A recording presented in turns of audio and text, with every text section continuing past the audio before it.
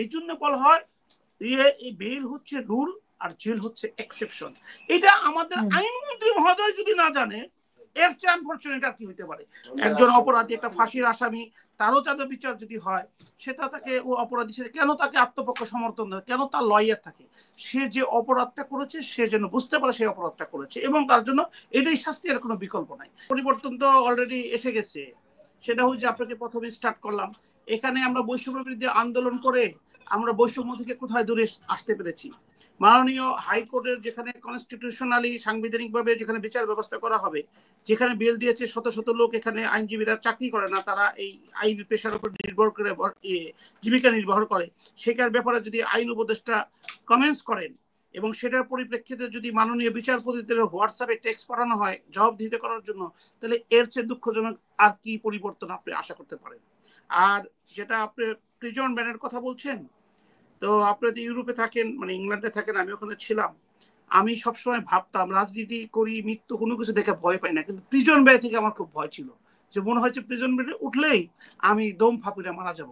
তো আমার দুর্ভাগ্য বলেন সৌভাগ্য বলেন, আমি কয়েকবার প্রিজন ব্যানে উঠেছি।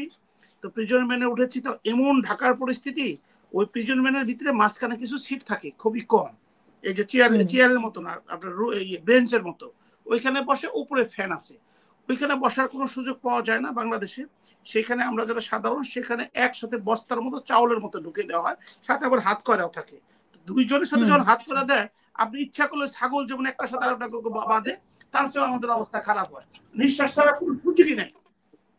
এর মধ্যে যেমন হার্টের যাদের আমাদের প্রবলেম আছে, আল্লাহ আমাদেরকে বাঁচিয়ে রাখে, ওই যে ছোট ছোট জাল না দেখেন, ওইখানে নাক এইভাবে বের করে রেখে মাছের মতো আমরা নিঃশ্বাস ছাড়ি।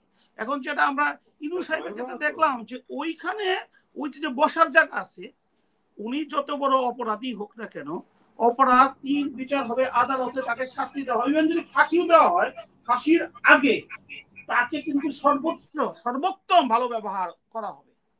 যেহেতু আপনি আমাকে জেলে রেখেছেন, সে যে কোনো অপরাধী হোক না কেন, তার প্রতি তো মানবিক বিহেভ করতে হবে। এবং এইসব ব্যবহার থেকে মনে হচ্ছে যে এই ব্যবহারগুলো টোটালি বায়াস। যেহেতু আমি সলিসিটর ছিলাম, আমি খুব ভালো জানি যে কিভাবে মানবিক মর্যাদা দেওয়া হয়, তাকে কারেকশনের জন্য, রিহ্যাবিলিটেশনের জন্য দেওয়া হয়, এবং তাতে যদি জেলে যদি তার প্রোফাইল ভালো থাকে, ভালো কাজ, এবং তাকে ট্রেন আপ করা হয়, হিউমিলিয়েট করে না আর কি, হিউমিলিয়েট করে না আমাদের দেশে, যেটা আপনি যে হিউমিলিয়েশন। এখন প্রশ্ন হচ্ছে যে আপনি যে প্রসঙ্গটার কথা বলছেন, সৈয়দ মামুনুল হক সাহেব বারবারই বলছে আমরা একটু মানবিক বাংলাদেশ দেখতে চাই। একজন অপরাধী, একটা ফাঁসির আসামি, তারও যাতে বিচার যদি হয়, সেটা তাকে ও অপরাধী কেন তাকে আত্মপক্ষ সমর্থন দেয়, কেন তার লয়ার থাকে? সে যে অপরাধটা করেছে সে যেন বুঝতে পারে সে অপরাধটা করেছে, এবং তার জন্য এটাই শাস্তি, এর কোনো বিকল্প নাই। যেমন আমাদের মাননীয় অ্যাটর্নি জেনারেল কয়েকদিন আগে লেকচারে আন্তর্জাতিক ক্রাইম ট্রাইব্যুনালে বলেছেন যে এই যে আন্তর্জাতিক অপরাধের মধ্যে যারা এক্সাম্পল হিসেবে সারা পৃথিবীতে বিবেচিত হয়, সেখানে যারা দোষী সাব্যস্ত হয়েছিল, তারা দোষ স্বীকার করে তারা ফাঁসির কষ্টে যাওয়ার আগেও বলেছে যে সারা পৃথিবী সাক্ষ্য থাকুক যে আমরা যে অন্যায় করেছি, আমাদের অন্যায়ের জন্য ফাঁসি যথেষ্ট ছিল, যাতে মানুষের অপরাধ না।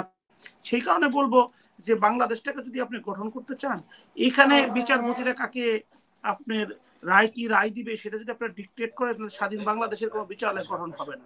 হ্যাঁ, আরেকটা বিষয় হচ্ছে যে সবচেয়ে দুঃখজনক যেটা, সেটা হলো যে যদি মাননীয় বিচারপতিরা এখন যে জামিনের যে ব্যাপারটা, সেটা হচ্ছে, এটা কিন্তু আপনাকে বলি খুব দুঃখজনক বাংলাদেশের ক্ষেত্রে, সেটা হচ্ছে একটা আইডেন্টিটি মার্ডার। আপনাকে জামিন দেওয়া মানে আপনি কিন্তু আদালতের মধ্যে রইলেন, প্রত্যেক মাসে আপনাকে হাজিরা দিতে হবে। আমি তো মার্ডার কেসের আসামি, প্রত্যেক মাসে আমাকে একটা জায়গা নিয়ে হাজিরা দিতে হয়। এইটা কিন্তু একদিন দুদিন চলে না, যুগ যুগ ধরে চলে। এই জামিন কেনা, এটা কিন্তু খালাস না। এই জন্য বলা হয় এই বেল হচ্ছে রুল আর জেল হচ্ছে এক্সেপশন। এটা আমাদের আইনমন্ত্রী মহোদয় যদি না জানে, এর চেয়ে আনফরচুনেট আর কি হইতে পারে? যে bail is rule, jail is exception, ব্যতিক্রম।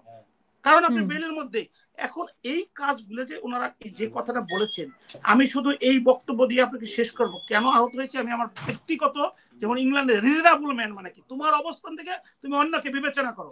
আমি এই কোর্টে প্র্যাকটিস করি। এখন যদি আমার কাছে মামলা যদি আসে, সেটা যদি ডিসপোজ, আমি আমার পক্ষে রায় চাচ্ছি না, সেটা শুনানি করতে না পারি, তাহলে আমি কিভাবে বাঁচবো? মানুষ আমাকে কিভাবে পারিশ্রমিক দিবে?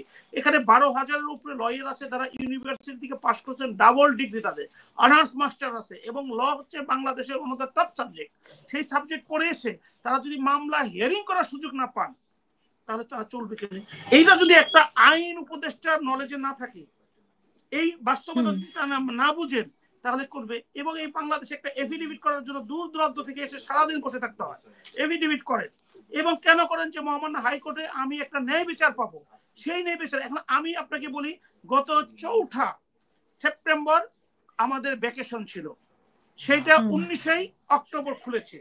এই যে দিনটা আমাদের গিয়েছে, আমরা কিন্তু কোনো মামলা করতে পারি নাই। আমরা পরিবার, আমাদের যারা আমাদের উপর ডিপেন্ড করে, তাদের নিয়ে কিন্তু আমরা অত্যাধিক অমানবিক জীবনযাপন করেছি। এই অমানবিক জীবনযাপন করেছি, সেই অমানবিকতার জন্য এখন যদি আমরা মামলায় খোলার পরে ডিসপোজ না করতে পারি, এত ভ্যাকেশনে কম বেঞ্চ আছে, সেখানে মাননীয় বিচারপতি মহোদয়রা দয়া করেছেন যে এক একজন আইনজীবী 1 টাকার মামলা শুনবেন।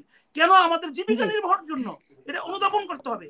এবং কি মাননীয় আমাদের যে রাষ্ট্রের পক্ষে ডিএজি এজিরা, তারা সার্বিক সহযোগিতা করেছেন, কারকে সহযোগিতা করতে মামলাগুলো ডিসপোজ হলে একটা আইনজীবী তার জীবিকা অর্জনের জন্য তার ফিসটা পাবে পরিবারের জন্য।